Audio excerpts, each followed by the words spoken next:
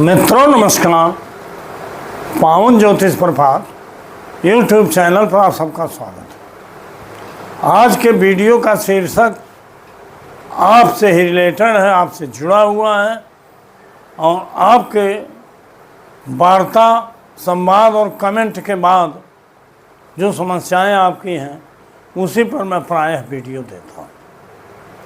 शीर्षक का नाम है कुंडली में संतान बाधा योग, साध्य या असाध्य। जी हाँ मित्रों, अनेकों दर्शकों का, मित्रों का फोन आता है, कमेंट भी मिलता है कि गुरुजी संतान बाधा योग पर वीडियो दीजिए। बहुत से मित्रों को, लोगों को या आपके परिवार में, समाज में ऐसी बाधाएं देखने को मिलती हैं। बहुत से लोग विवाह होने के साल 2 साल के अंदर ही संतान प्राप्ति हो जाती है, लेकिन बहुत से लोगों का 4-4, 5-5 साल बीत जाने के बाद जब संतान की प्राप्ति नहीं होती, संतान के मतलब पुत्र या पुत्री कोई हो, संतति, तो उनको चिंता होने लगती है और वो मेडिकल राय तो लेते ही हैं, ज्योतिषी राय भी लेते हैं। इसमें आपकी कुंडली में ही वो रहस्य छिपा हुआ है।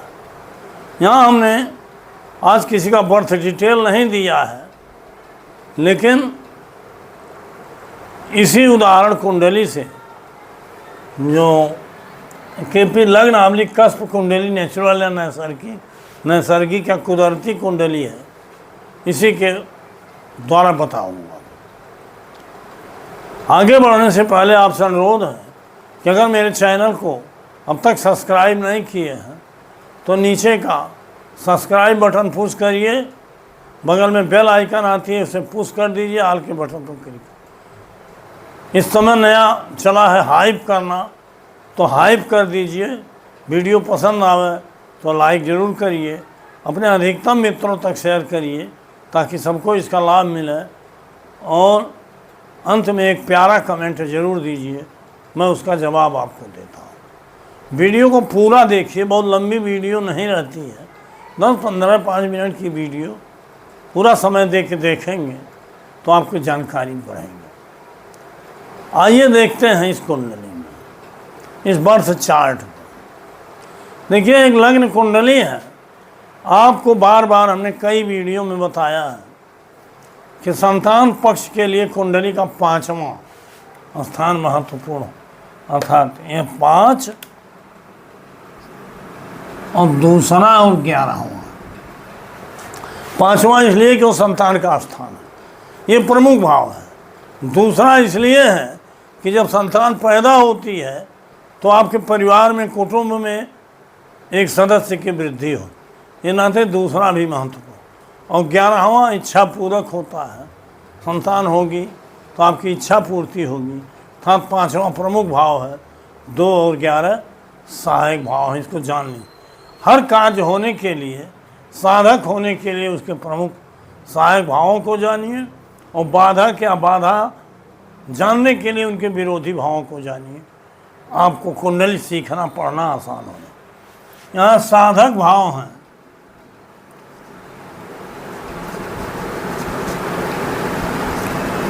साधक भाव हैं संतान के लिए 5, 2 और 11, और बाधक भाव,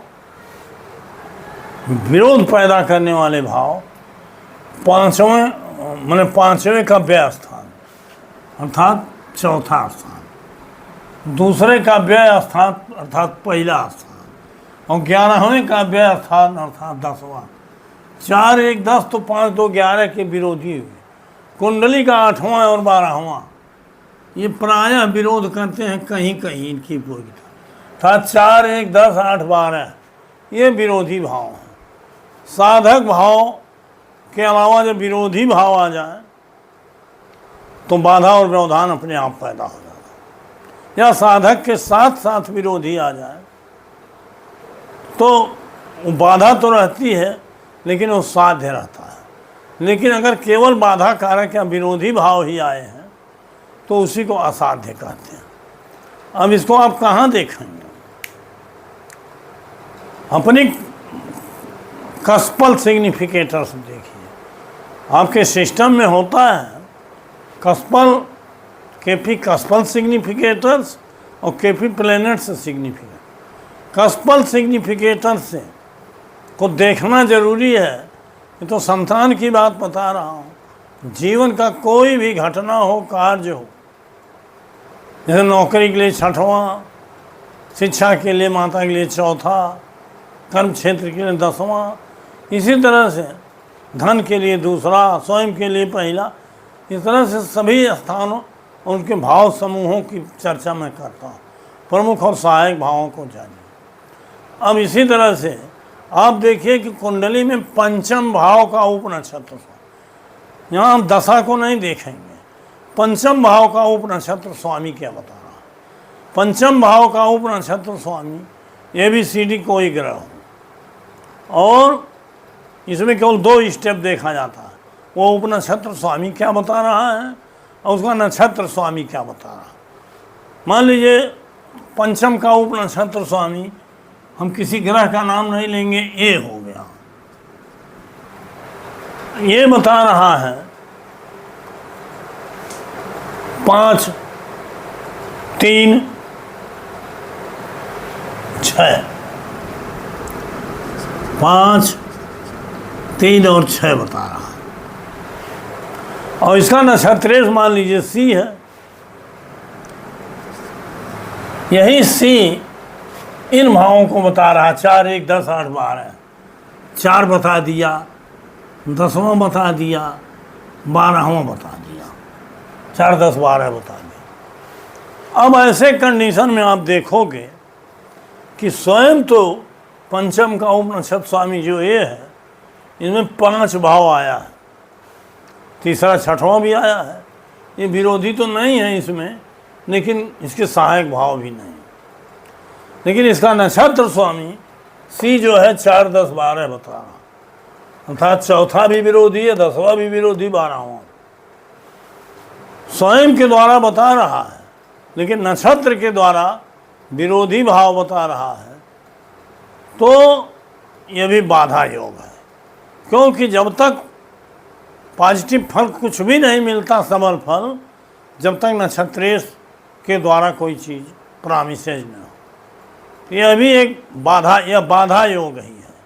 लेकिन यहाँ देखिए 5, 3, 6 में 5 है, स्वयं के द्वारा अगर 5, 2, 11 आया है तो इसका मतलब साध्य है। बाधा नक्षत्र के द्वारा बाधक भाव आए हैं तो विरोधी भाव है, व्यवधान है, लेकिन 5 के द्वारा एक आशा की किरण है, साध्य है। ऐसा एक कुंडली हमने 3-4 दिन पहले देखा है। उसकी कुंडली में ऐसे ही ग्रह स्थिति थी, स्वयं के द्वारा तो 5वां बता रहा था, लेकिन नक्षत्र के द्वारा बाधक भाव ही बता रहा। और 2021 में उस जातक का विवाह हुआ, आज तक संतान पैदा नहीं हुई। तो इस कारण आप ये मान लीजिए कि ये संतान बाधा योग है। लेकिन गनीमत यही है कि चूँकि अपने में 5वां भाव आया है तो साध्य है। अब ऐसी स्थिति में संजोग से आपकी कुंडली में जो दशा अंतर दशा भी आएगी, वो पॉजिटिव बताते हुए भी 2, 5, 11 बताएगी, लेकिन साध्य होते हुए भी व्यवधान है, तो उसका उपाय करना पड़ेगा। उपाय आप मेडिकली भी कर सकते हैं और ज्योतिष का भी कर सकते हैं। बेहतर होगा कि आप मेडिकली उपाय करिए, अपना और अपनी पत्नी पक्ष का जांच कराइए, दवा कराइए, मेनली महिला का, क्योंकि संतान तो महिला ही पैदा करती। ये तो हम जातक की कुंडली में देख रहे थे, उसकी पत्नी का नहीं देखे, हो सकता है उसमें भी बाधक योग रहा। तो मेडिकली राय लीजिए डॉक्टर से, डॉक्टर की राय में अगर अच्छा आ रहा है और फिर भी बाधा दूर नहीं हो रही है तो ज्योतिष का उपाय निश्चित काम करता है। ज्योतिष का उपाय तो काम करता ही है, चाहे मेडिकली हो चाहे जैसे। तो उसमें महादशा स्वामी या उससे रिलेटेड जिस ग्रह में 5, 2, 11 आया हो और जो पुराना नियम हमने बताया नक्षत्र उप नक्षत्र के, उस ग्रह का रत्न धारण करिए, निश्चित रूप से बाधा का समाधान हो जाएगा। लेकिन अगर असाध्य है तो कोई उपाय करिए तो समाधान नहीं होता है। असाध्य कैसे होगा कि स्वयं में भी 5वां दूसरा 11वां न आया हो, विरोधी भाव ही आए हों या अन्य भाव आए हों, और नक्षत्र में भी 5, 2, 11 न आया हो। कभी कभी स्थितियां दूसरे, वो असाध्य है। जब 5, 2, 11 किसी रूप में नहीं मिल रहा है तो असाध्य है।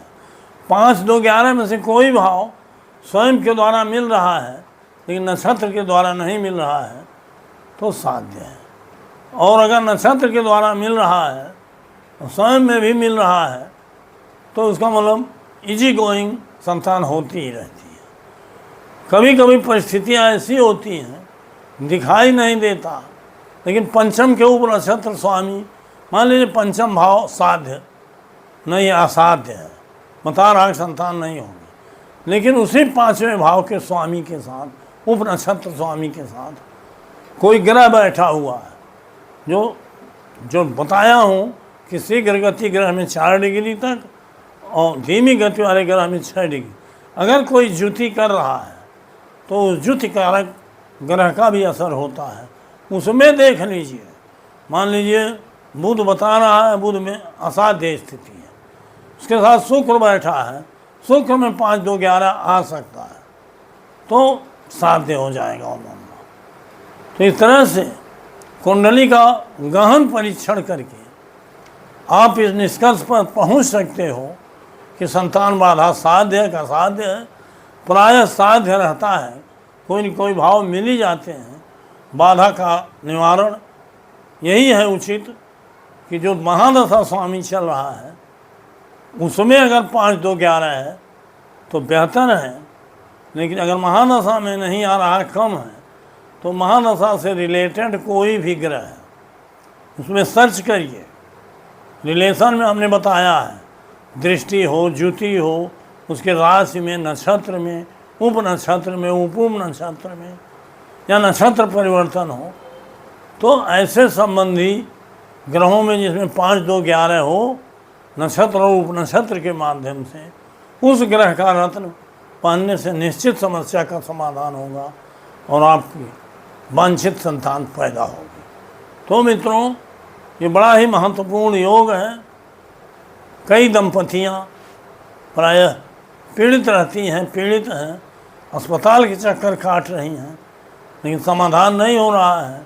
हम बहुत से डॉक्टरों को भी देखे हैं, महिला सर्जन को भी देखे हैं, स्वयं डॉक्टर है लेकिन संतान ही नहीं। अब हमें नहीं कहते कि हमको दिखाए होते तो हम संतान पैदा करें, लेकिन मुझे उम्मीद है कि अगर कायदे से ज्योतिषी परामर्श लिया जाए तो ज्योतिषी परामर्श उस मेडिकल परामर्श से बढ़िया रहता है। ज्योतिष में इतना दम है कि अगर सही रत्न धारण कर लिया जाए नियम संगत तो निश्चित कार्य करता है। बहुत से लोग कमेंट करते थे कभी कभी कि आप तो रत्न नहीं पहनते, देखिए मैं भी मूंगा पहन, बड़ा बेनिफिट है मुझको। ऐसे मैं अनायास चूँकि रत्न बेचता नहीं हूँ मित्रों, लेकिन इसका परामर्श देता हूँ, क्योंकि अगर बेचता तो आपको तो हो जाता अपने व्यवसाय चलाने के लिए करना। इस नाते रत्नों का समाधान बहुत बेहतर है। एंटीबायोटिक के रूप में मंत्र तंत्र का भी प्रयोग होता है। बहुत विस्तार न हो, वीडियो लंबी न हो, इन्हों से आज का शीर्षक यहीं समाप्त करता हूँ। पुनः 3 दिन बाद मिलूँगा नए शीर्षक के साथ। तब तक के लिए बहुत बहुत धन्यवाद, हार्दिक शुभकामनाएं।